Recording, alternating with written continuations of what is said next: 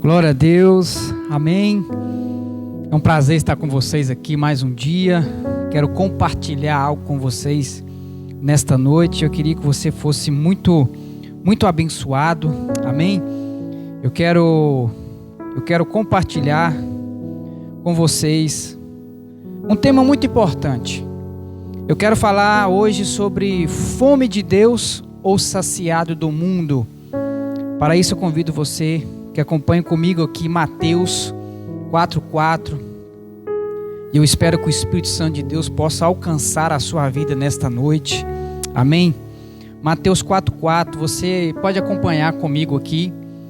Diz assim: Respondeu Jesus: Está escrito, nem só de pão viverá o homem, mas de toda palavra que procede da boca de Deus. Quero convidar você agora que feche os seus olhos. Vamos orar.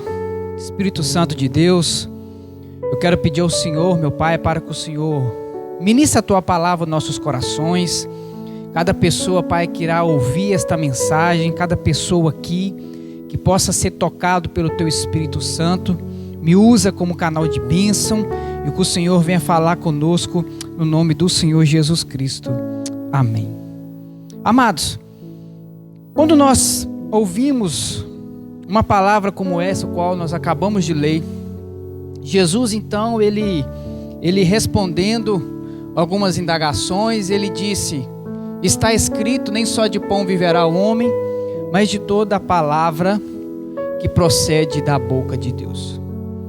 Quando nós ouvimos isso, nós percebemos algumas perspectivas acerca do reino, o reino do nosso Pai, o reino de Deus. E eu não acredito em um evangelho onde ele não tem as duas partes ou as duas partículas, que é os céus e terra. Nós acreditamos os céus e terra, assim nos céus como na terra. Nós acreditamos que nós temos uma porção dos céus, porque nós fomos gerados na eternidade, mas nós também fomos criados do pó da terra. Então nós temos uma particularidade da terra. E o nosso grande desafio é viver aqui neste mundo conforme os padrões dos céus.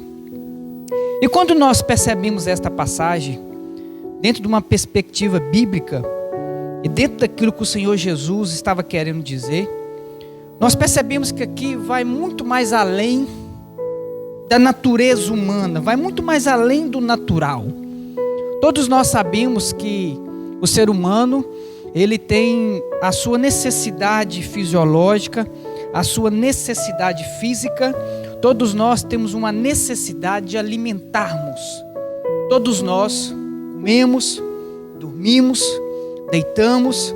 O nosso corpo precisa ser alimentado. Isso faz parte do processo de Deus nas nossas vidas aqui na terra. Mas quando o Senhor Jesus disse isso, Ele está querendo trazer para as nossas vidas um alimento, algo que vai muito mais além da nossa necessidade física, da nossa fome humana.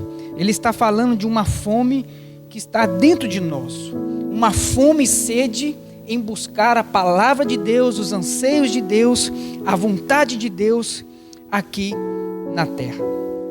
A comida aqui era uma necessidade. O inimigo sempre irá tentar as nossas vidas dentro da nossa necessidade. Esta passagem que nós lemos, alguns versículos anteriores, vai falar que Jesus foi levado ao deserto para ser tentado. E Jesus foi tentado ali, ele estava 40 dias do seu jejum, e ele foi tentado em uma de suas necessidades, porque ele estava no fim do seu jejum, então naturalmente ele já estava tendo uma necessidade de se alimentar, teve fome, e o inimigo tentou testá-lo. Então Jesus nega e disse: nem só de pão viverá o homem, mas de toda a palavra que vem de Deus. Quando nós analisamos essa perspectiva, nós vamos perceber que no jardim do Éden, Adão e Eva foi tentado. Deus criou tudo, deixou tudo na mão deles, para que eles administrassem, para que eles dessem nome a cada criatura, mas Deus estabeleceu um alvo, um critério, uma regra: daquele fruto vocês não poderão comer. Observe bem que o que está em questão, tanto em Jesus como no Éden, a questão em si não é o alimento em si, mas sim um ato de obediência, porque tanto nenhum como no outro, a obediência sempre irá nos levar ao nosso propósito. O propósito de Jesus precisava ser cumprido. Quando ele então negou aquilo, é como se ele estivesse dando sequência ao seu propósito. A mesma coisa era para ter acontecido no jardim do Éden com Adão e Eva, quando eles então aceitaram e desobedeceram. O plano de Deus não era desobediência, mas sim obediência. Eles foram tentados em uma necessidade de desejar algo mais, querer algo mais, e muitas das vezes até mesmo comer algo que não tem necessidade. A Bíblia também vai relatar que quando o Senhor permitiu que o povo saísse do Egito ao caminho da terra prometida, do deserto, alguns israelitas chegaram em algum determinado momento a reclamar, porque no Egito eles eram escravos, mas se alimentavam de forma melhor, comiam talvez algumas coisas, e eles foram tentados na sua obediência, baseado numa necessidade e numa vontade da carne.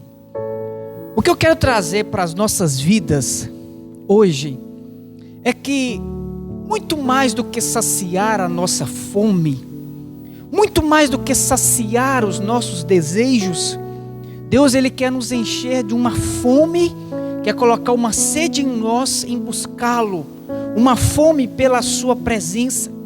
Certa vez Jesus, na sua segunda multiplicação, nós vamos perceber ali que algumas pessoas, alguns discípulos, uma multidão de pessoas já estava ali com Jesus já 3 dias e sem comer, sem alimentar.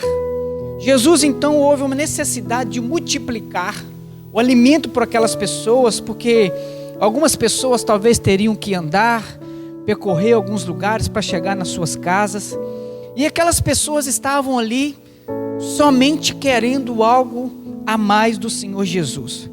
Não estavam preocupados em comer, em vestir, como seria o seu dia, como seria o amanhã. O Senhor Jesus então faz aquela multiplicação para saciar o povo.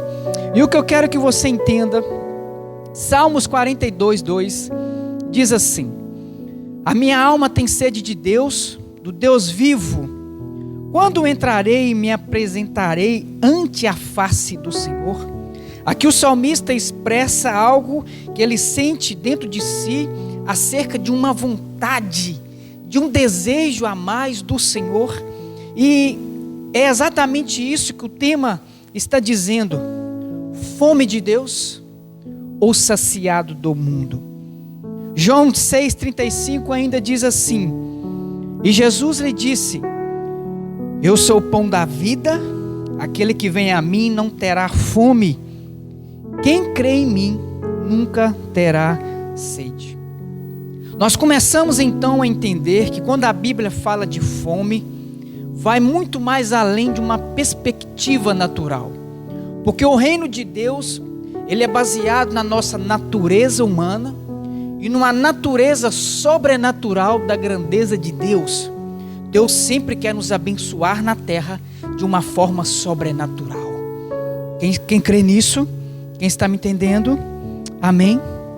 E quando nós percebemos isso, nós aí então entendemos que existe um grande problema nos nossos dias de hoje, quando a igreja na face da terra começa então a perder esta paixão, esse desejo, essa vontade de estar na presença do Senhor e buscar a presença do Senhor Jesus Cristo.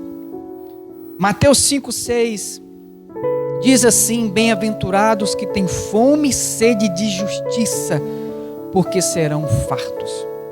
Quando nós observamos passagem como essa, nós percebemos que nos dias de hoje, Deus precisa levantar uma geração que tem fome por justiça.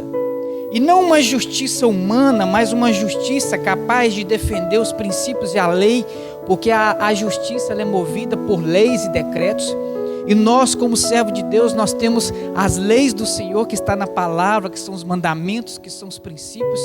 E aí nós percebemos que nós, nos dias de hoje, precisamos ter essa sede em guardar os princípios, os mandamentos do Senhor, para que nós venhamos ser fartos.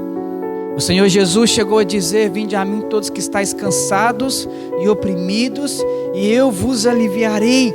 O Senhor, Ele quer trocar o nosso fardo, o Senhor quer trocar as cargas, nos aliviar. Mas o grande problema é que muitas das vezes a igreja, os cristãos, estão se enchendo ou se atendo a tantas coisas da humanidade, da atualidade, que estão se alimentando de qualquer coisa. Vemos hoje um evangelho onde tudo se pode. As pessoas estão se alimentando de qualquer coisa, as pessoas estão se alimentando de qualquer palavra, de qualquer pregação, e eu quero te dizer, cuidado, porque a Bíblia diz que nos fins dos tempos, o anticristo estará no meio de nós, será como um de nós, parece com um de nós, mas ele não veio de nós. E aí a cada dia, as pessoas estão querendo levar para dentro das igrejas o mundo nos costumes, as leis, querendo implantar coisas que vai contra os princípios bíblicos e aquilo que nós acreditamos. Mas Deus está levantando uma geração que tem fome e sede da justiça, dos decretos de Deus, que nós iremos fazer valer os mandamentos, indiferente de leis, de governos, de estações, porque nós temos sede em guardar os mandamentos e os princípios do Senhor Jesus Cristo. Deuteronômio 8, a partir do versículo 11, o nosso Senhor, Ele tinha uma grande preocupação. O Senhor queria liberar algo para o povo, o Senhor queria guiar o povo até a terra prometida, mas só que havia uma preocupação do nosso Senhor em relação aos seus filhos, em relação ao seu povo.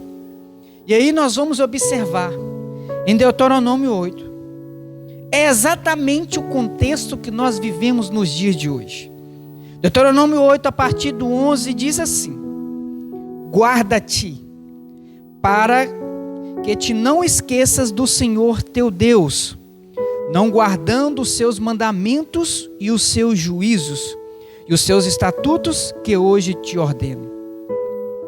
Para que, portanto, havendo tu comido e estando farto, e havendo edificado boas casas, e habitando-as, e se estiverem aumentado as tuas vacas e as tuas ovelhas, e se acrescentar a prata e o ouro, e se multiplicar tudo quanto tens, se não eleve o seu coração, e te esqueça do Senhor teu Deus, que te tirou da terra do Egito e da escravidão.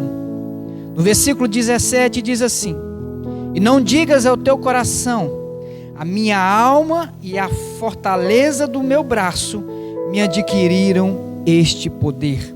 Antes te lembras do Senhor teu Deus, que Ele é o que te dá força para adquirires poder, confirmar o seu concerto que jurou a teus pais, como se vê neste dia.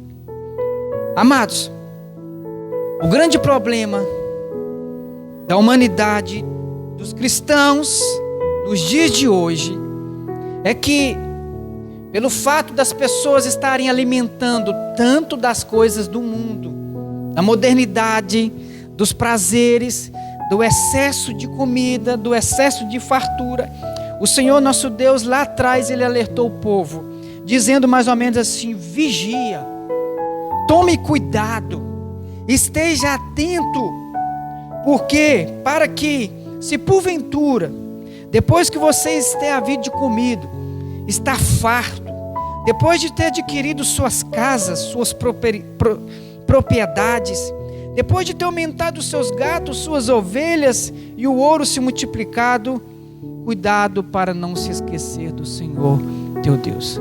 E aí eu percebo, e nós percebemos um detalhe. Nos dias de hoje, uma pessoa que está comendo bem, que está se alimentando, que está se fartando, comprou sua casa, seus gados e tudo mais,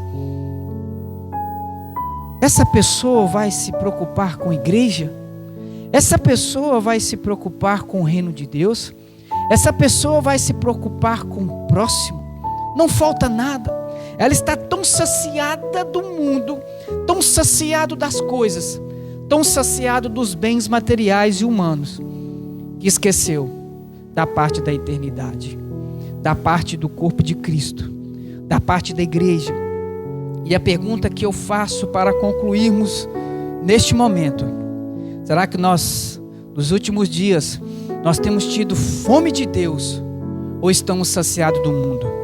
Saciado com as coisas, com os prazeres, com os bens, com tudo aquilo que nós adquirimos, e que muitas das vezes, depois de ter adquirido tantas coisas, sabendo que foi Deus que nos deu, nós nos esquecemos dele.